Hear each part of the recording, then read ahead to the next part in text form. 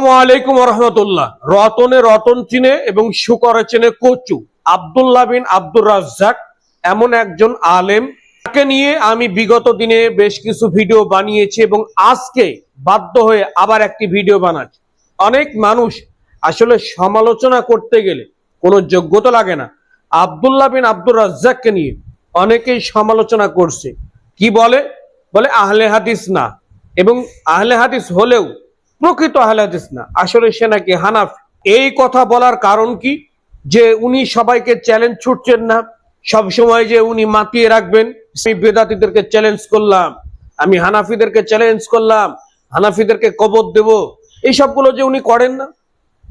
আপনি যদি আব্দুল্লাহ বিন আব্দুর রাজ্জাককে বুঝতে চান, তাহলে সর্বপ্রথম আপনাকে আগে শিক্ষিত হতে হবে, আপনার ব্রেন বুদ্ধির আগে বিকাশ হতে হবে।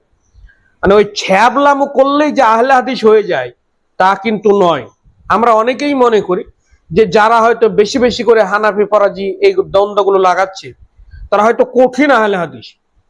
আপনারা জানলে খুশি হবেন, তারা আহলে হাদিস না, তারা হচ্ছে ফিতনাবাজ। তাদের কাজ হলো ফিতনা সমাজে কি করে তৈরি করা যায়, শিরক ও বিদআতের বিরুদ্ধে কথা বলা।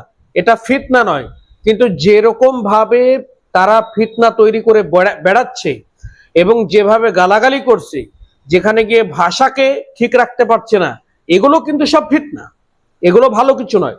তো আব্দুল্লাহ বিন আব্দুর রাজ্জাক তাহলে কি শিরক বিরুদ্ধে বিদআতের বিরুদ্ধে কথা বলছেন না? উনিও বলছেন, কিন্তু উনার বলাটা সুন্দর, মার্জিত, ভদ্র, একটা নম্রতা আছে। উনিও বলছেন যে যারা বিদআত করছে, যারা এখনো পর্যন্ত এই যুগে এসেও তাকলিদ করছে, তাদের বিরুদ্ধে উনিও বলছেন, কিন্তু বলাটা সুন্দর, জ্ঞানটা বেশি। আর আপনার জ্ঞান অতিরিক্ত কম, এর জন্য আপনি মনে করছেন যে কই উনি তো এগুলো করছেন না, তাহলে উনি মনে হয় খাঁটি আহলে হাদিস না।